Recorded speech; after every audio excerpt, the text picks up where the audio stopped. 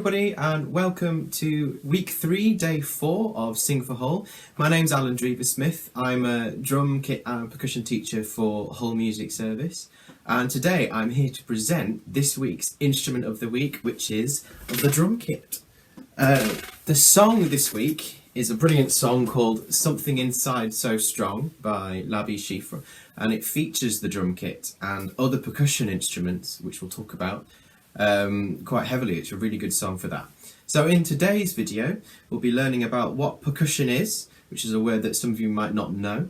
We'll be exploring some percussion instruments, and that includes exploring the drum kit behind me. We'll be talking about what a groove is and what a fill is, which are two main things that drummers do when they're playing. And we'll be talking about what the groove and the fill is in Something Inside So Strong, the song this week.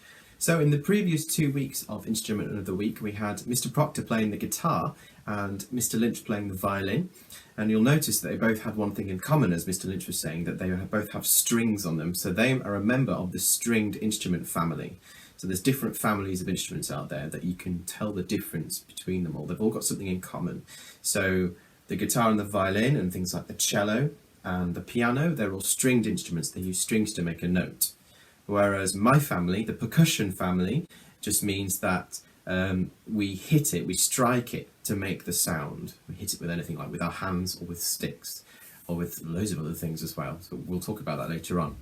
Those things can be made of wood or metal or things like stone or plastic or even animal skin, which is a really old-fashioned way of doing things. It's the sort of the original way that we made percussion instruments was made of animal skin. Some percussion instruments are pitched, which means that they make a note, so they can play songs with them, melodies or tunes, and some are unpitched, which means that they don't have any notes to them, and you can't play a song with them. We use them to make rhythm. So two really common percussion instruments out there that you'll be familiar with are drums and cymbals, and there's a collection of them on the drum kit. There's some cymbals over here, and then we've got some drums as well. But what makes a drum a drum? So we call a drum, it's called a membranophone, which is a really long word. It just basically means a membrane, or we call it a drum head or a drum skin, is stretched over a shell, which is usually made of wood.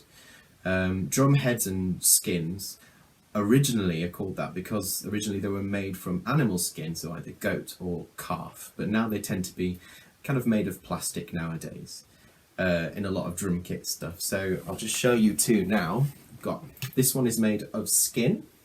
I think it says on it says true skin. This is a calf skin. This is for a bongo. So what we do is sit it on top of the bongo and then tighten it, and it will make a noise. It's a little bit flabby right now, but as you tighten it, it'll start to make a better noise. And then this is a plastic skin. So this belongs on a drum kit. You can see another one behind me, which is white.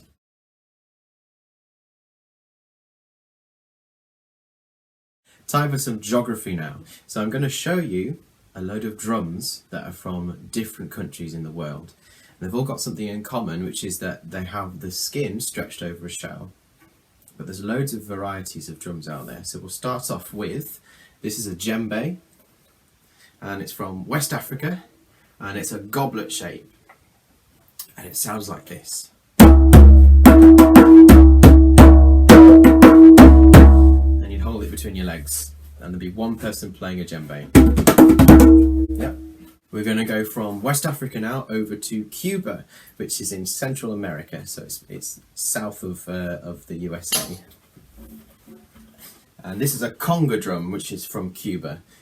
Now players can sit and play one drum by themselves, or sets of 2 or 3 or 4 or more. But this is just one. And it sounds like this. It's got a hole in the bottom. And it's quite a long shape. Now this isn't a goblet shape anymore, like the djembe, it's just like a round barrel shape. But yet once again, we've got the skin, a round skin stretched over a shell. Now you can have loads and loads of different drums that are all round, and they've all got different sounds depending on how tightly we tune the heads, but we could also make a change to the sound by adding extra things on top as well.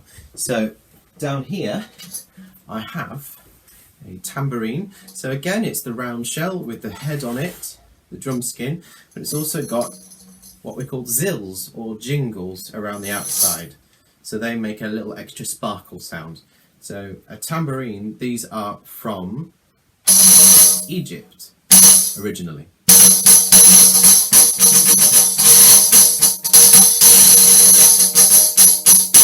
But you find these in orchestras and other places as well. So far, all of our drums have been round shapes, but they don't often have to be round. I've got an example down here of a completely different shaped drum. And this is from Morocco, and it's called an adoufe. And you play it like this, and you notice it's square. It's a frame again, a wooden frame, but there's a skin stretched on both sides. And it sounds like this.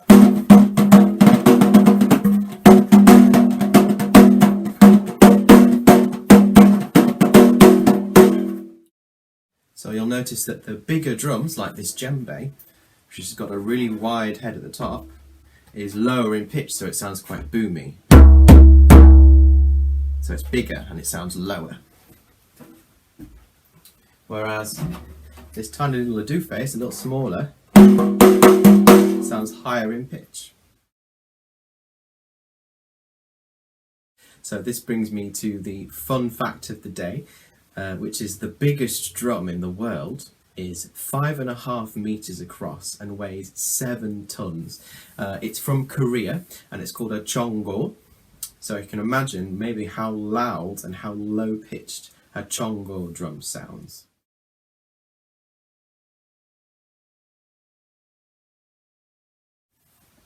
So onto our drum kit then. So as we spoke about different drums from different countries across the world, some slightly different drums have been collected together over the years to create a drum set or a drum kit. So it's time for a bit of a history lesson now. So we had geography before, now it's history.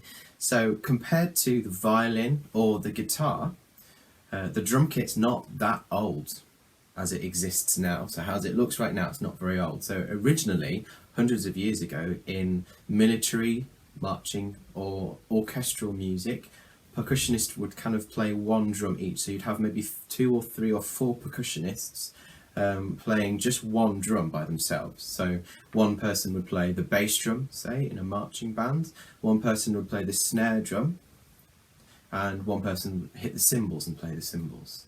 And there's other little percussion instruments like triangles and things that you might have been familiar with as well. And they would just have one each. But in around the 1920s, percussionists started to combine these together and tried to play them all at the same time. So one person could do 3 people's jobs. And it made it really easy to get a group together and play some music. And with that, things started to be invented so we could play drums with our feet rather than just our hands. So I'm going to give you a tour of the drum kit now, so you get an idea of how it all is put together. So we've got drums and we've got the cymbals. Okay, welcome to my drum kit. So, as we said before, it's made up of a collection of drums and cymbals. So drums are these things here that are round and have got the skin stretched across them. There's also one down here. And then cymbals are circular discs made of metal. Now they're usually made of bronze, which is a type of metal, and they make a really lovely sound.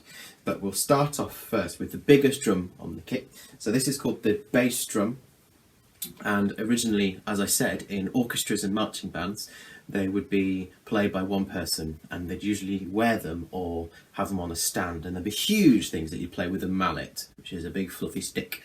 But because I need my hands to play all the other things on the kit, we have invented a pedal to play the bass drum with. So I don't know if you can see up there, there's an above angle shot that you can see my pedal working. So a bass drum sounds like this. So it's a big boomy low sound. It's the lowest sounding drum on the kit, and it's a very powerful sound. On to our second drum, which is right in the middle. It's called a snare drum. Now it's called a snare drum because it's got snares on it, which are, if you can see, this is another snare drum, slightly smaller. But these things stretched across. Now these are little curly wires that when we tighten them, I can pull a lever on the side and it raises, I don't know if you can see that, presses wires up into the bottom head. Now you notice there's two heads on this one. There's a top one, skin here, and then there's a bottom one which is see-through, and the snares pressed against the see-through head. Without the snares on, it sounds like this.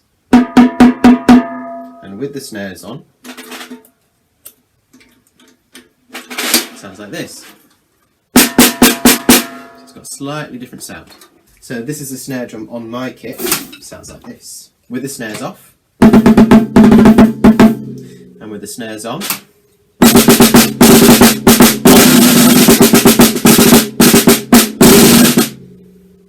you'll notice also that with the other percussion instruments that we had before, the djembe and the conga and the tambourine, I was playing them with my hands. Whereas on a drum kit, most of the time we use sticks. These are wooden sticks. Okay, on to our third instrument here. This is one of the cymbals, and this is called the hi-hat cymbal, and this is meant to copy the clash cymbals that we see in orchestras and marching bands. So, and I can do that with my foot. So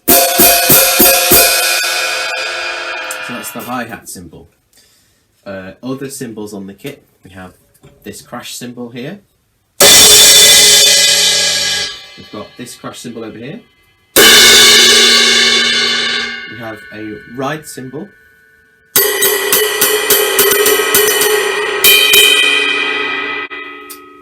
And then we've got these two drums, which they're called the same. They're called tom-toms, but as I said before, different sized drums make different sounds. So we've got a smaller drum up here, and we've got a large drum down here.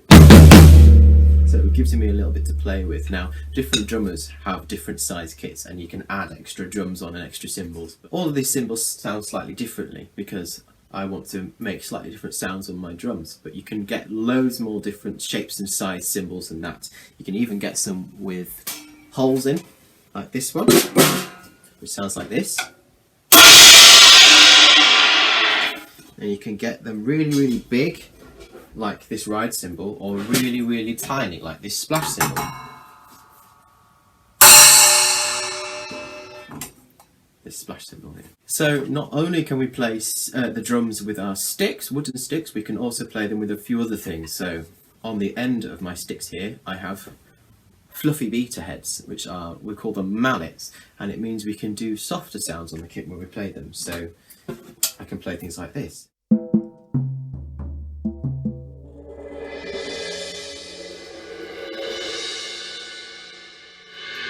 This is a more gentler sound. It doesn't have too much harshness to it. And other tool that we use quite a lot when we want to play quietly, these are called brushes. And if you watched Let's Go Fly a Kite, the video, you saw Mr. Lawrence sweeping along the snare drum with these brushes, which are made of wires, which just sounds like this. We use them on the snare drum.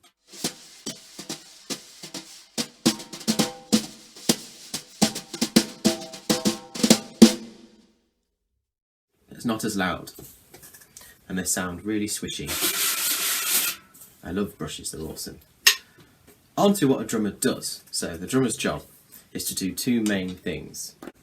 It's to keep time, so you're telling the rest of the band how fast to play, and also to make the music more exciting or less exciting, so we use to shape the intensity of the music. And the two things that we do when we're playing like this are a groove and a fill. So a groove, I'll explain that first. The groove uses the instruments that are played the most that I mentioned, so the snare drum, the cymbals and the bass drum, and it gives the basic feel of the music, of the song. It also tells people how fast to play.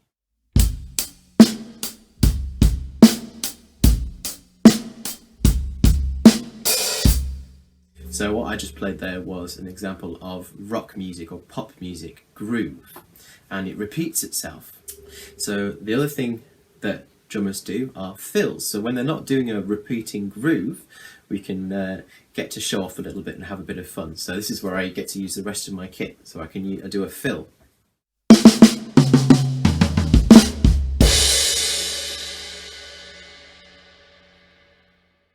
So in a fill, a drummer stops what he was doing before, he stops doing the groove, and he gets to show off and add interest, and it shows when the music is changing. So usually between a verse and a chorus of a song you get a fill, just to highlight that we're changing what we're doing. So in this week's song, Something Inside So Strong by Labi Siffre, I'm going to explain to you the basic groove that the drummer plays. It's quite a simple, slow song, so there's nothing too fancy, we don't go crazy. And I'm also going to show you the main fill that I play in the song. So the main groove is built up like this. So we start with the hi-hat, which always comes first when we build up the groove, because it tells us the information of how fast to play. So it goes 1, 2, 3, 4. 1, 2, 3, 4. So that just keeps going. Now underneath that, you'll notice that I was counting up to 4 over and over again. Lining up with the number 4, we're going to hit a snare drum. So it goes 1, 2, 3, 4. 1, 2, 3, 4. So like this.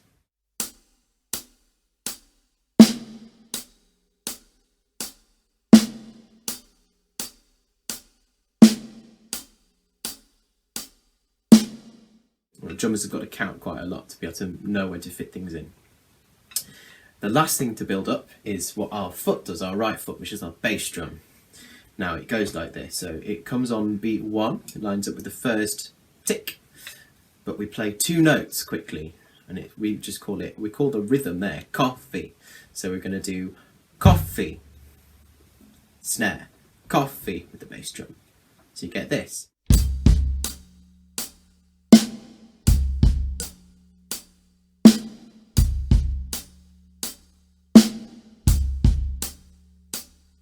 See if you can do that at home. So you can tap on something with your right hand for the hi-hat tick.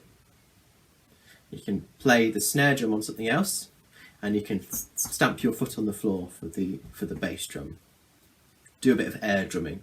Onto the fill now. There's only one big fill in our version of the song. The drummer on this keeps it very simple all the way through. So the fill that we have goes like this. It goes Coca-Cola lemonade. That's the rhythm. Coca-Cola lemonade. And I'm going to put Coca-Cola on the snare drum and then lemonade on the high tom, this little tom-tom on the top. And it goes like this. 1, 2, 3, ready? Simple as that. See if you can do that at home. I'm going Coca-Cola lemonade. So when we play fast stuff, we use both of our hands like we're running. Coca-Cola lemonade. So see if you can do that. If you're right-handed, you start with your right hand. If you're left-handed, you start with your left. So it goes like this.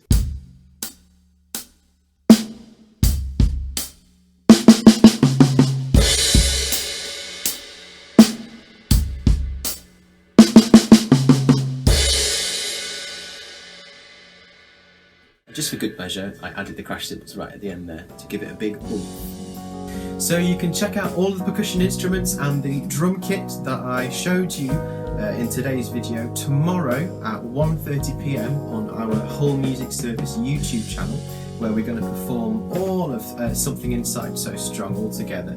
So there's loads and loads of teachers playing their instruments along with it. So come and sing and drum along with that. Thank you so much for watching, and I will see you in tomorrow's video. Goodbye!